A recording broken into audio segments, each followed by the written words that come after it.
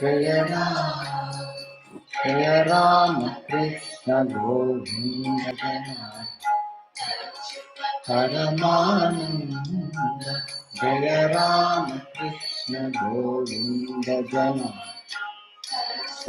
परमानंद अयोध्या श्री राम दशरथ नंदन राम अयोध्या श्री राम दशरथ नंदन राम पति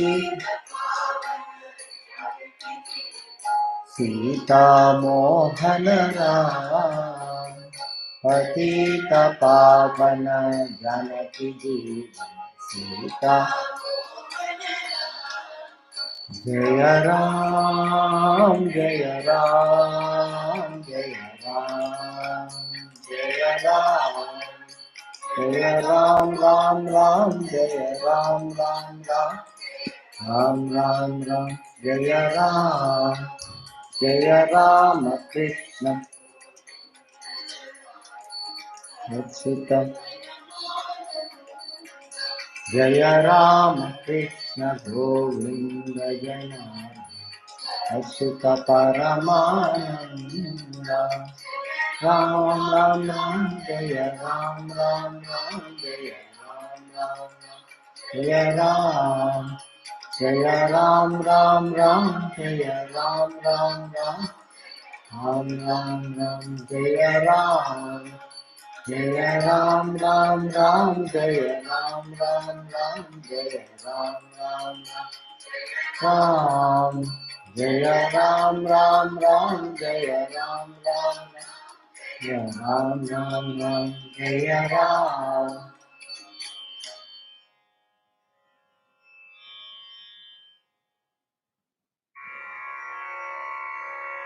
भज रामं भज राम भज रामं भज रामं भज रे मानस रामं भज रे मानस भज रामं रामं भज रामं भज रामं भज रे मानस भज रे मानस भज रामं कल्याण रामं भज रामं कल्याण रामं भज रामं कोदण्ड रामं भज रामं कोदण्ड रामं भज रामं भज रामं पावन रामं भज रामं पट्टाभिरामं पावन रामं भज रामं भज रामं भज रामं भज रे मानस भज रामं भज रामं भज रामं भज रे मानस भज रामं भज रामं कल्याण रामं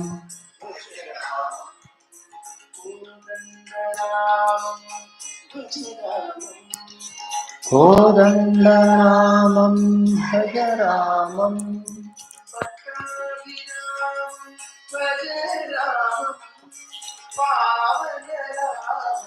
भज रामं पट्टाभिरामं भज रामं पावन रामं भज रामं भज रामं भज रामं भज रामं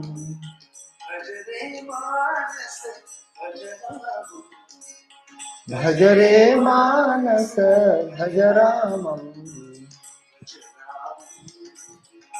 भज रामं भज रामं भजरे मानस भज रामं भज रामं रामं भज रामं रामं भज रामं रामं भज रामं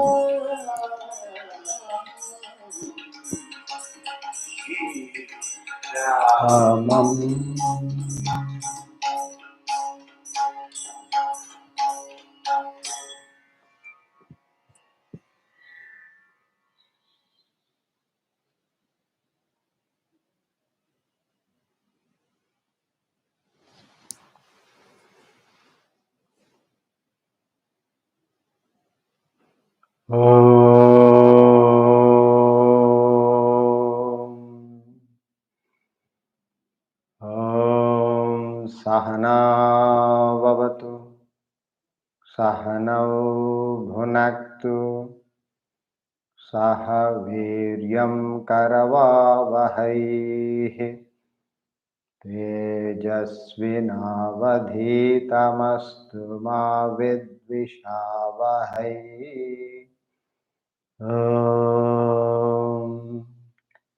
शांति शांति शांति.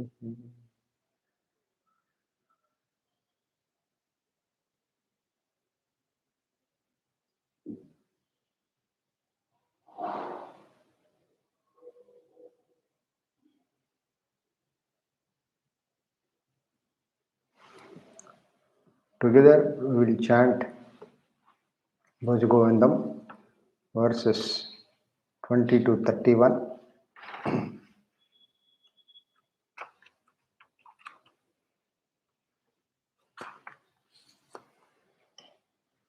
Bhaj Govindam Govindam Bhaj Moodhamate Samprapte Sannihite Kale Nahi Nahi Rakshati Dukrun Karane Bhagavad Gita Kinchita Dhita Ganga Jalalavakarnika Pita Sakrdapi Yena Murari Samarcha Kriyate Tasya Yamena Nachacha Punarapi Jananam Punarapi Maranam Punarapi Janani Jathare Shayanam Iha Samsare Bahudustare Krupaya Pare Pahi Murare Ratyachar Patha Virachita Kantaha Punya Punya Vivarjita Pantaha Yogi Yoga Niyojita Cheto Ramate Balon Mattavadeva Kastvam Koham Kuta Ayataha Kame Janani Kome Tataha Iti Paribhavaya Sarvamasaram Vishwam Tyaktva Swapna Vicharam Tvai mai chanya traiko Vishnuhu vyartham kupyasi maya sahishnuhu Bhava samachittaha sarvatra tvam vanchasya chiradhyadi Vishnu tvam Shatrau mitre putre bandhau ma kuru yatnam vigraha sandhau sarvasminnapi pashyatmanam sarvatsro sruja bheda jnanam Kamam krodham lobham moham tyaktvatmanam pashyati soham Atma jnana vihina mudha ते पच्यन्ते नरकनिगूढः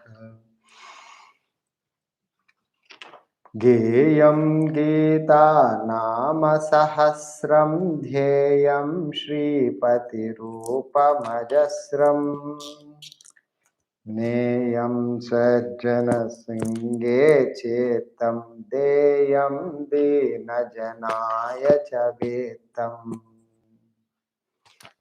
सुखतः क्रियते रामा भोगः पश्चाद्यन्तशरीरे रोगः यद्यपि लोके मरणं शरणं तदपि न मुञ्चति पापाचरणम्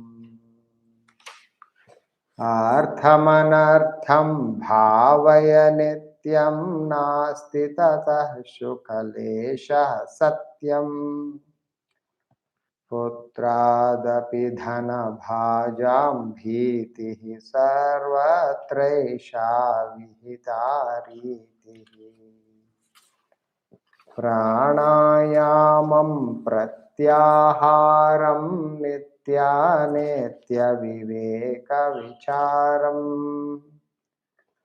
जाप्यसमेतसमाधिविधानं पूर्ववधानं महदवधानम् गुरुचरणाम्भुजनिर्भरभक्तः संसाराध्यचिराद्भवमुक्तः सेन्द्रियमानसनियमादेवं द्रक्ष्यसि निजहृदयस्थं देवम् भज गोविन्दं गोविन्दं भज मूढमते सम्प्राप्ते सन्निहिते काले नहि रक्षति दुःखकृन्करणे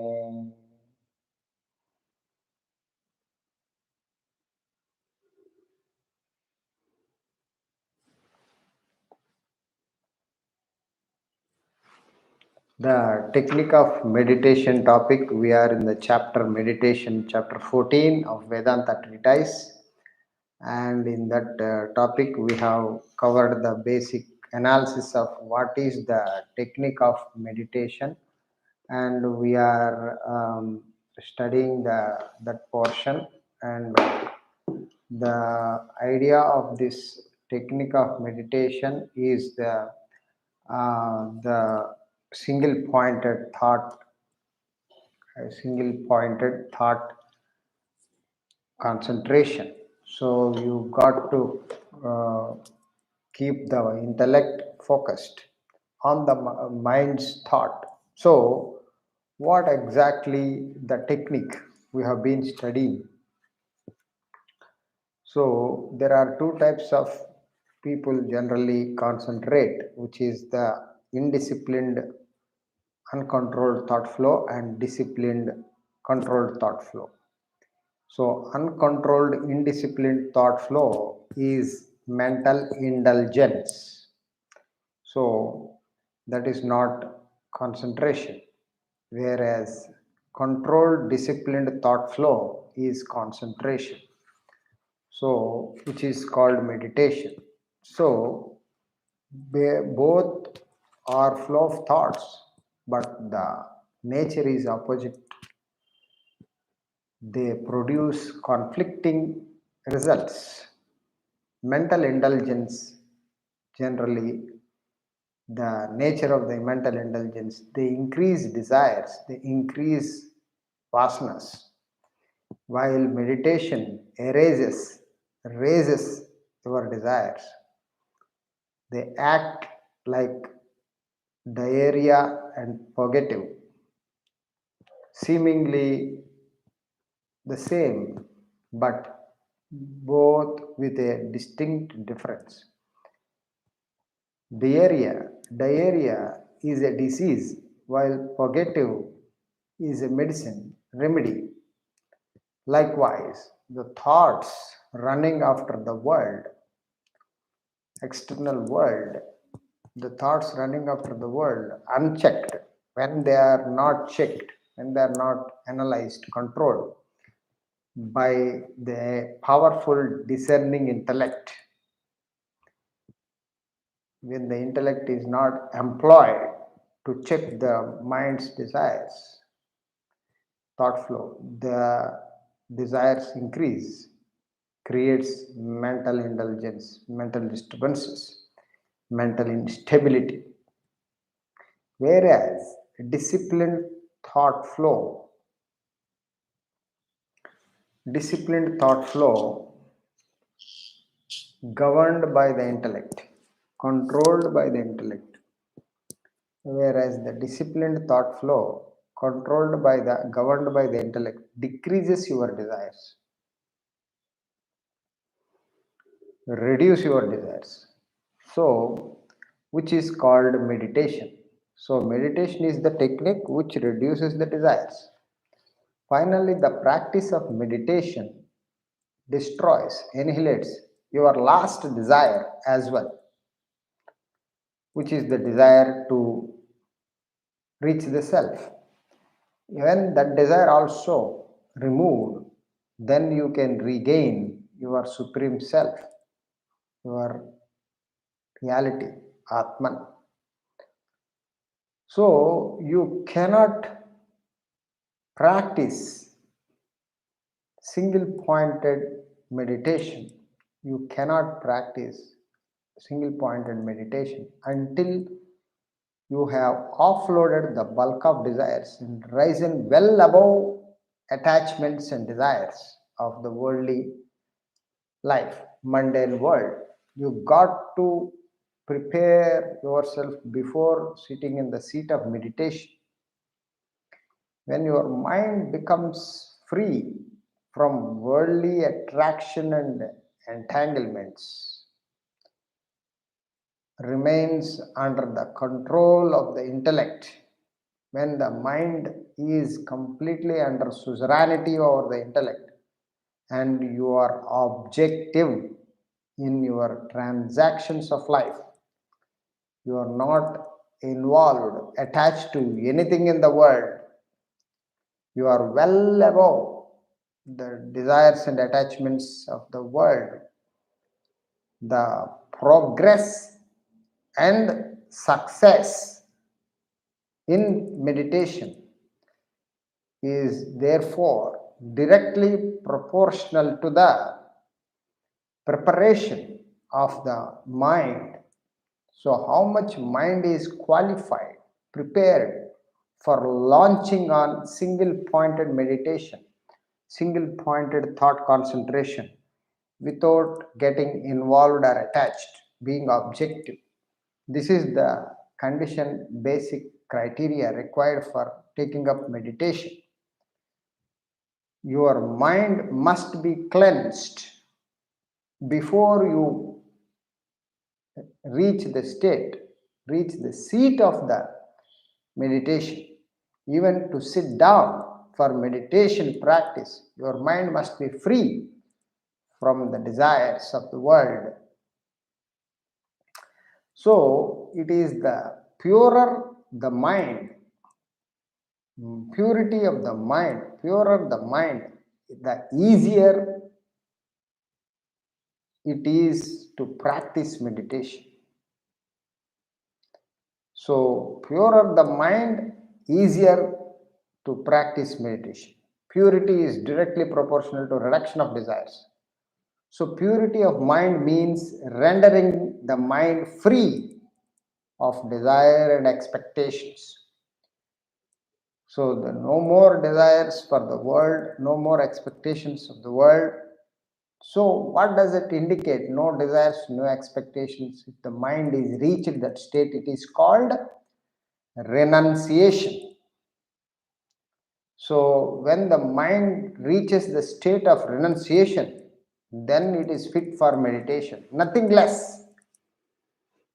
If you have not reached the renunciation, you belong to the practices of karma bhakti yoga because you got the bulk of desires loaded in the mind.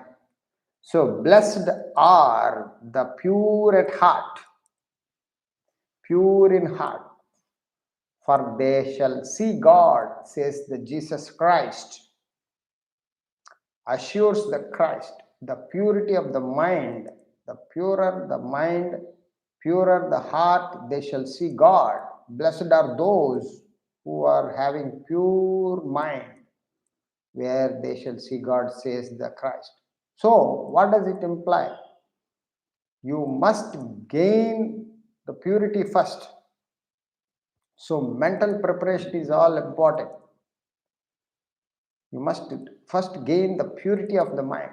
But people all over the world directly try to meditate, try to go into the seat of meditation. Everybody flocking for meditation. They want to get into meditation without initial preparation. If you do not prepare well, qualify well, the fruits of meditation will not be experienced. So it is all in the preparation of the mind. So without purifying their mind, they wanted results. They will not give up their attachments and desires, their hopes and expectations. They don't give up yearnings and cravings of the world, but they want results in meditation, and they desire, they will not pay the price for what they seek.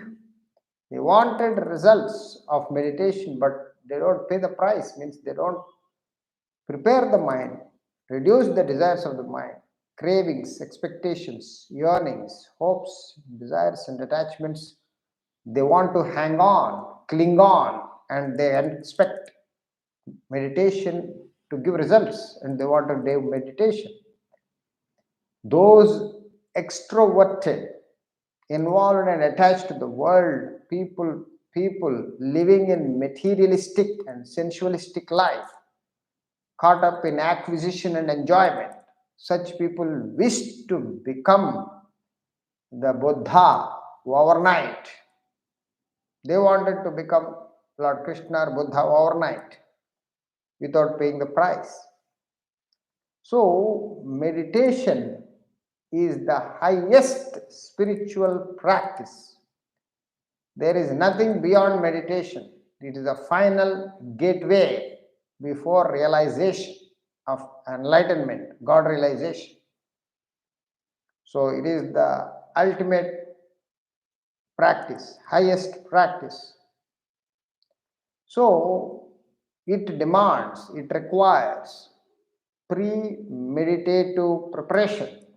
So you got to learn that there should be pre-meditative preparation. What is that? Your mind must be rendered equanimous. Your mind must be quietened, equanimous. Mind must be tranquil, peaceful, to be able to meditate effectively. You cannot meditate effectively without bringing the mind tranquil, calm. So, to plunge into meditation directly without preparation is futile. It is completely useless and even detrimental, most deadly, dangerous. It harms the mind. It hurts the mind. Mind gets damaged. The time spent in meditation is a small portion, small part of the day. The rest of the day, you are preoccupied with worldly activities, duties, and responsibilities. So, your activity during the day tells upon your practice of meditation. So, type of activities you perform during the day which tells you the influences to the practice of meditation. So, if your activities in the day, during the day, are egocentric, selfish, self centered activity, such activities will agitate your mind, disturb your mind, and an agitated mind cannot meditate. A disturbed mind cannot sit quietly, cannot meditate. Whereas, when you engage in the activity of selfless nature, activities dedicated to the higher cause, a sacrificial activity, makes your mind calm and composed, makes your mind serene, peaceful, and cool. Such mind renders conducive for meditation. So, the selfless activity during the day helps productive meditation practice. So, at this moment, the human mind is ulcerated by self-centered activities. So, whole day people are functioning in the world, but they are all engaged in selfish and self-centered activity. Ulcerated mind by self-centered activity. So, meditation cannot help heal the ulcerated mind if the activity during the day continues to be selfish and self-centered. So, your quality of actions during the day is most important for practice of meditation and getting the desired results. Just as a wound treated by surgeon can never heal if you keep scratching the wound and irritating it by the rest of the day. So, even though the surgeon is treated the wound, covered the wound, if you keep on scratching it during the day, it will never heal. This is the sad plight of those who claim to practice meditation. So, those who are engaged in meditation, they are not checking their activity, whether they are self-centered or selfless. So, you are supposed to engage yourself into selfless action, action dedicated to the higher altar. Such actions render the mind qualified, prepared, because it is peaceful and tranquil and fit for meditation. So, who sincerely try to meditate every day with a lot of selfish and self-centered desires executed, even though they are doing meditation, they will not get the results. While all the day they indulge in desire-ridden activity, selfish activity, that ruins their effort in meditation. So, whatever amount of hard work they do, effort they put in meditation, nothing will happen because there is no qualification, preparation, prerequisite is not fulfilled. Continuing this way, their mind develops frustration. So, when you are trying to meditate, when the mind is not fully prepared, fully qualified, and you try to do meditation, the mind develops frustration and bitterness.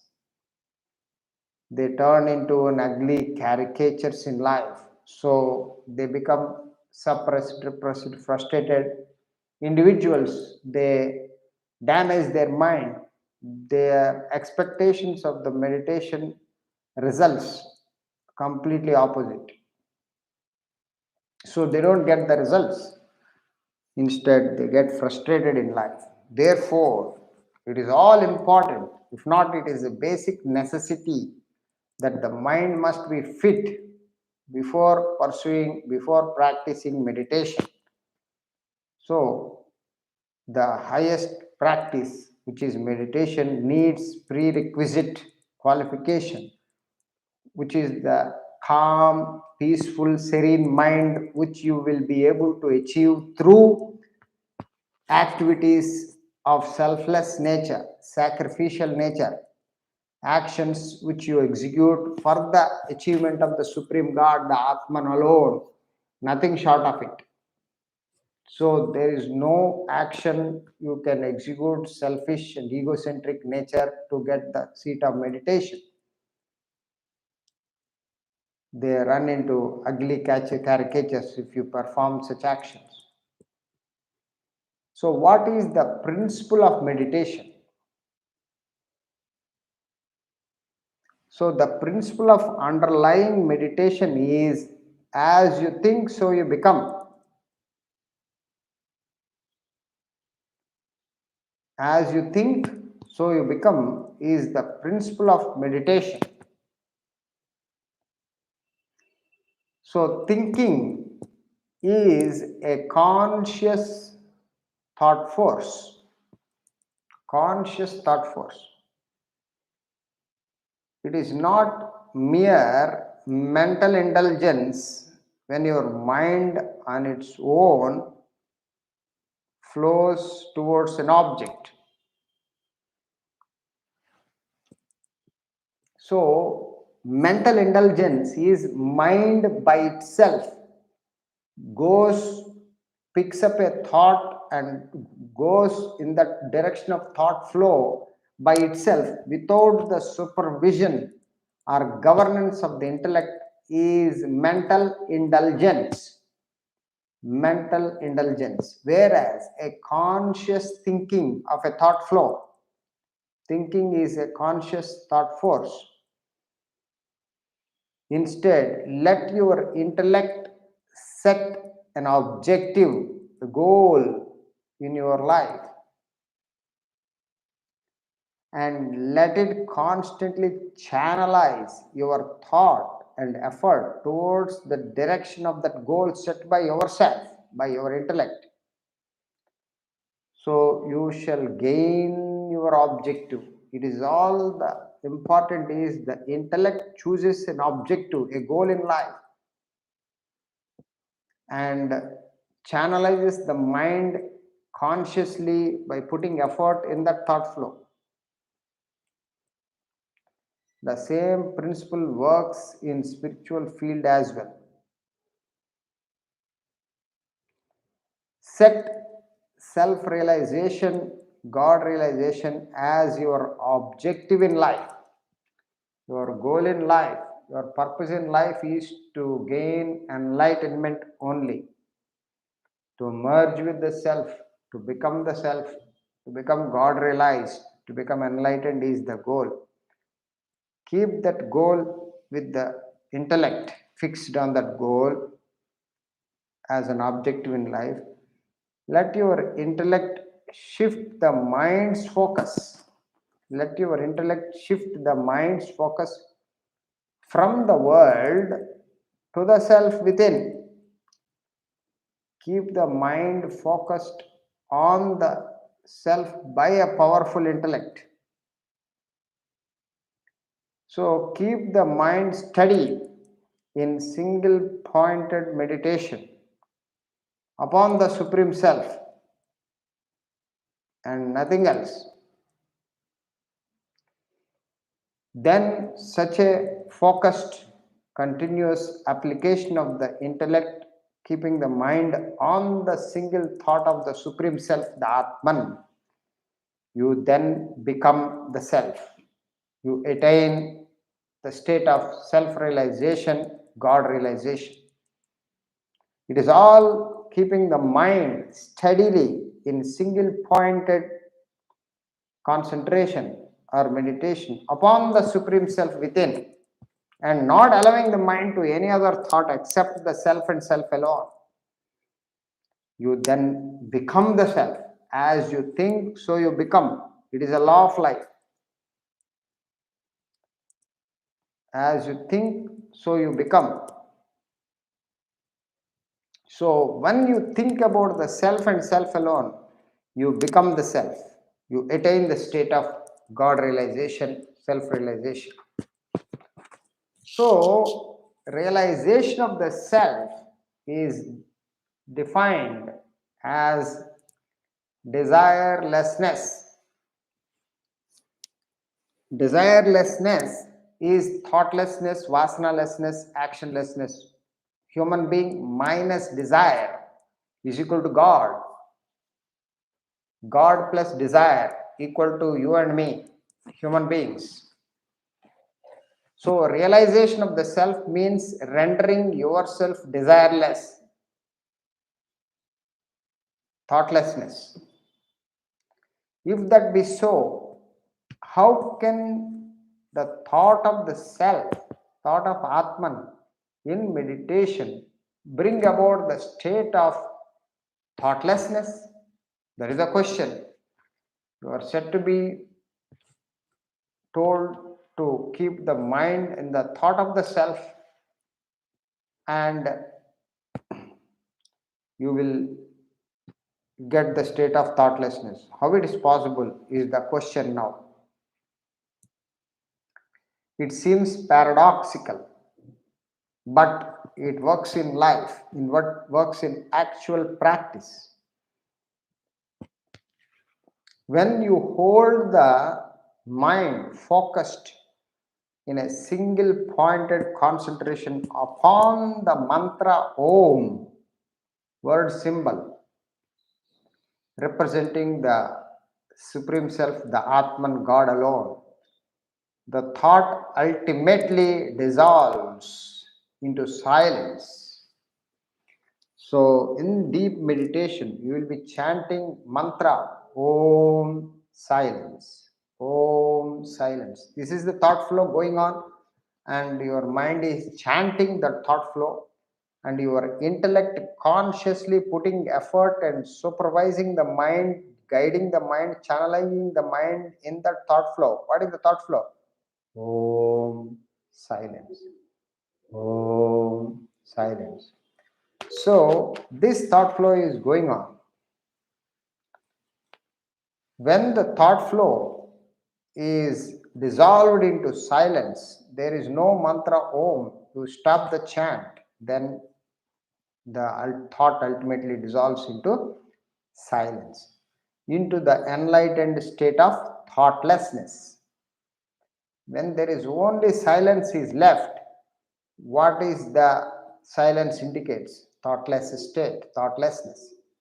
So Adi Shankaracharya explains this phenomenon in his text Atmabodha by the simile of purifying water with a cleansing agent known as kataka nut powder. So when you like to clean the water with the cleaning agent, kataka nut powder, the powder acts like any other, in the same way of as an alum does for the cleaning water of its impurities. So the powder itself mixing is additional impurity, as it were. The powder is sprinkled on the surface of the impure water. The powder is sprinkled on the surface of the impure water. It forms a slimy film on the top. On the top, it becomes a layer, slimy film on the top. So the fine particles of suspended impurities stick to the bottom of the layer film. The film then becomes heavier and it starts going down gradually because of the film becoming heavy as a result of impurities sticking to it, suspended impurities. more impurities as it goes down gradually stick to that bottom of the film. In the process, it becomes more heavier and more starts coming down. In the process, all impurities settle down to the bottom along with that film itself. The significant part of the process is that the cleansing agent itself settles down along with the impurities. So, what left is the pure water stands above it. So, it is with the mind's cleansing process for meditation. The divine self is polluted with the thoughts of the world. The thought of the mantra displaces all other thoughts and ultimately itself dissolved, disappears. In the heat of meditation, in sustained meditation, the single thought as well disappears, exposing the Supreme Self that lies beyond the thought. It is the thoughtlessness is exposed, which is enlightenment or God realization, or realizing the Supreme Self. This is the actual process, the principle of meditation. It's very, very simple. What is the principle of meditation? Is nothing but as you think, so you become. That is the fundamental principle. One has to use it to understand the practice of meditation. If you think about the body, you become the body. You have the body, you become the body now. Whatever happens to the body happens to you now. Today, that is the tragedy happened to every human being. Heat and cold affects the body because your earlier continuous engagement of thought of I am the body. As you think, so you become. So you also indiscriminately engaged your thought in the mind as well. I am the mind. You became the mind. Whatever emotions and feelings of the mind felt by the mind, you go through the feelings. You are affected by those feelings. You are crushed by those feelings, tormented by those feelings. Happiness and sorrow of the mind upsets you, affects you, victimizes you because you attached or involved, became one with the mind. The mind controls you rather than you govern the mind. This is because of earlier emotional mental indulgence in the indiscriminate thought flow. As you think, so you become. Similarly, you thought about the intellect all the time, you became intellect. Whatever honor and dishonor, understanding or not understanding, knowledge or ignorance, whatever intellect goes through, ignorance and knowledge, you go through. I am honored, I am dishonored, I am knowledgeable, I am ignorant. These are all affecting you. Anybody praises you, elated by it. Anybody insults you, you get dejected. These are all happening because of your unintelligent attachment, involvement in the thought of the intellect. As you think, so you become. So, what is the principle of meditation? The principle of meditation is the same formula. As you think, so you become. You got to apply to the Supreme Self within. So, you got to understand you are the spirit plus matter. You are made up of spirit, Atman, and the matter, the body, mind, intellect. So use the same principle of as you think, so you become. Ad bhavam tad bhavati, by fixing the goal of Supreme Self, the Atman within. That is the goal of enlightenment fixed by the intellect.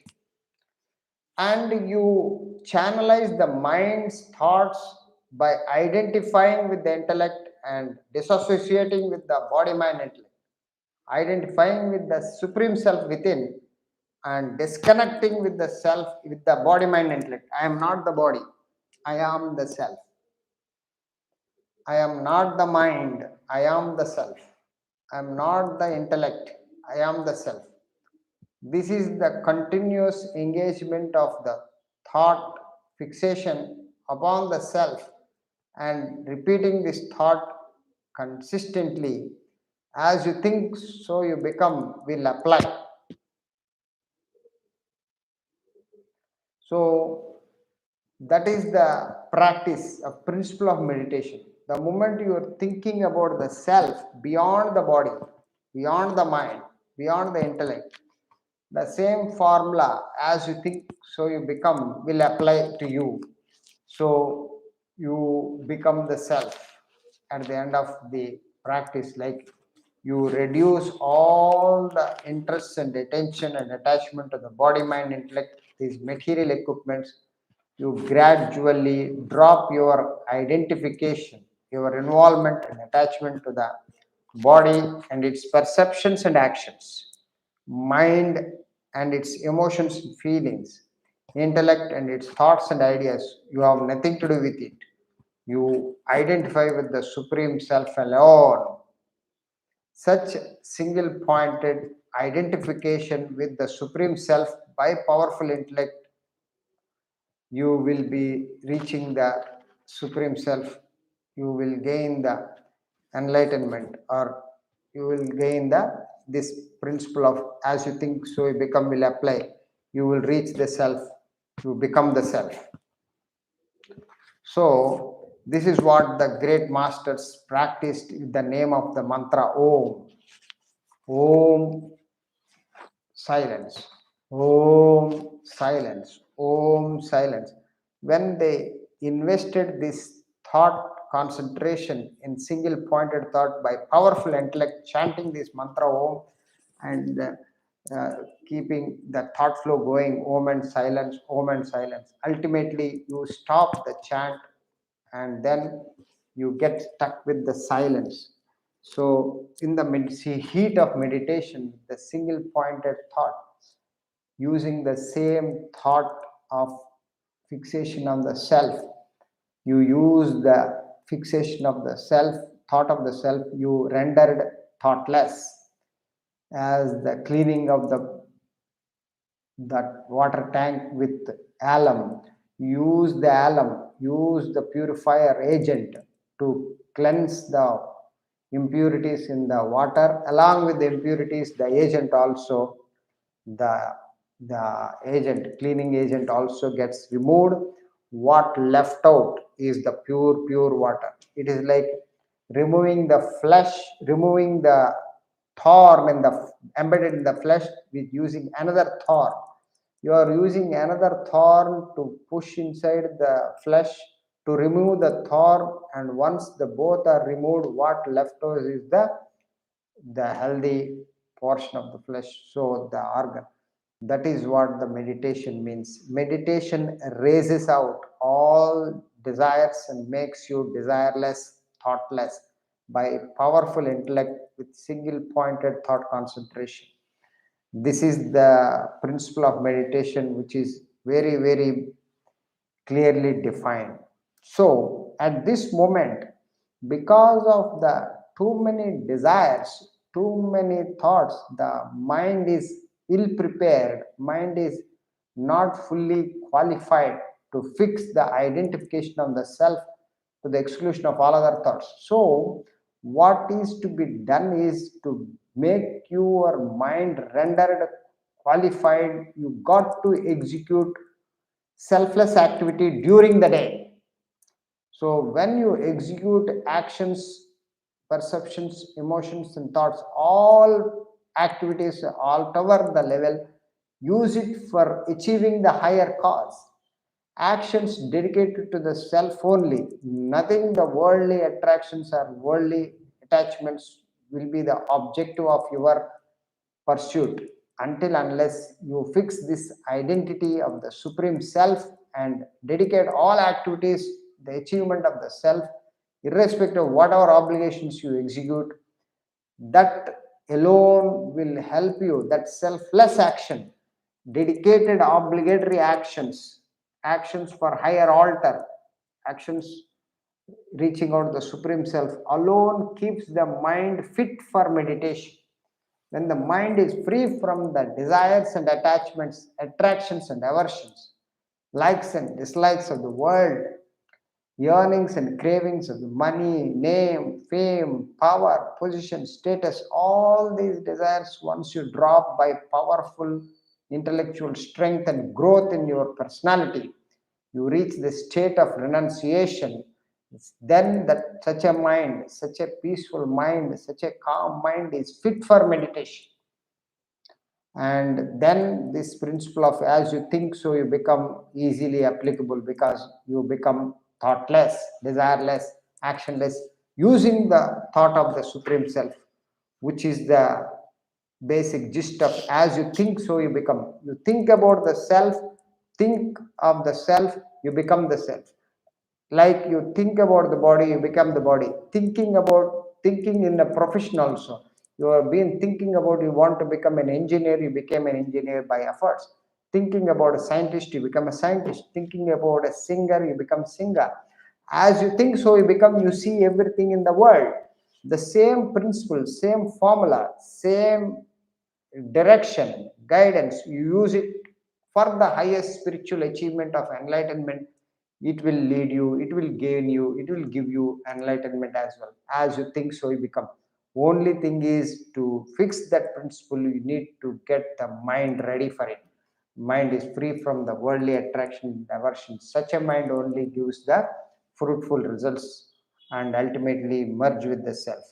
So the divine self is right now polluted with the thoughts. The thought of the mantra Om displaces all other thoughts and itself disappears in the heat of meditation, exposing the Supreme Self within that lies beyond the thoughts. It is a thoughtless, desireless, actionless state of enlightenment which you will reach by sustained, continuous meditation. We'll continue with the symbol Om, topic symbol Om in the next class. Thank you very much. Hari Om.